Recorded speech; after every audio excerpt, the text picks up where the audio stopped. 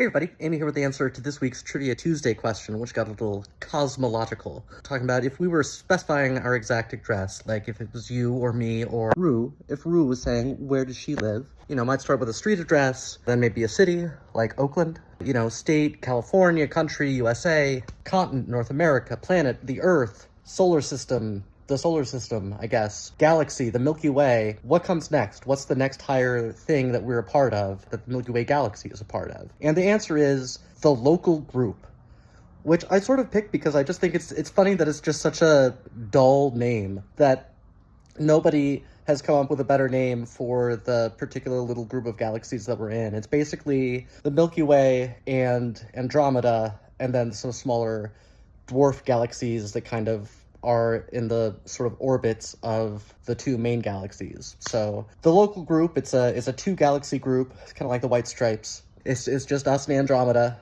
I have to say that, Andromeda, I guess, would be the Meg White, because it doesn't seem to talk as much as we do by any evidence that we have so far. Yeah, and I don't know, I just think it's interesting to think about. It seems so basic, but it is just worth remembering, the scale of the universe is so much more than we can ever hope to really imagine. The distance between here and Earth orbit is unimaginable.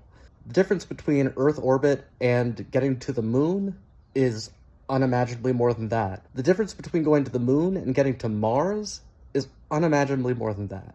The difference between that and getting out of the solar system, which we have barely managed to get a couple of little tiny satellites to do at the very end of their working life by hurling them as fast as we can for decades, that's unimaginably even farther. And having done all that, we are one dot in the Milky Way. That's all we're exploring, is one dot within the billions of dots of stars in the Milky Way. And the Milky Way itself is a dot in, it's a big part of the local group, but it is a dot in the Virgo supercluster, and then there's another even higher layer of supercluster that it is sort of, at that point, becomes kind of theoretical. But just, even in science fiction, the most you see is travels within the Milky Way galaxy. Even our most optimistic, what if energy was free technology, things like, Ian Banks' The Culture novels, or Isaac Asimov with the Galactic Empire, or, anything else. All we can imagine is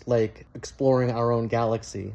Even if we explored our own galaxy, we would still be only exploring a tiny, tiny pocket of the universe. So I think, it's just something to think about, that we're just a small part of the universe, and always will be. And so whatever hopes or dreams we have for humanity, we should just kind of focus on here, on this small part, and not on somewhere else.